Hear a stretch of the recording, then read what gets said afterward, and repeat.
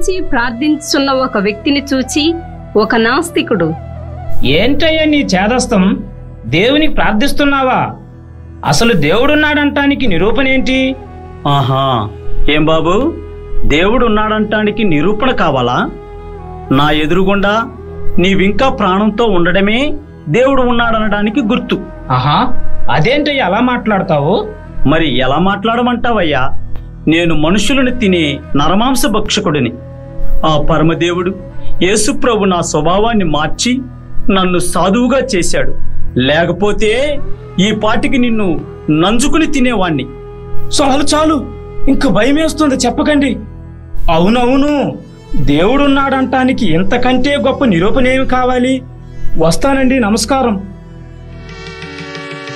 యేసుక్రీస్తు అందరికీ ప్రభువు.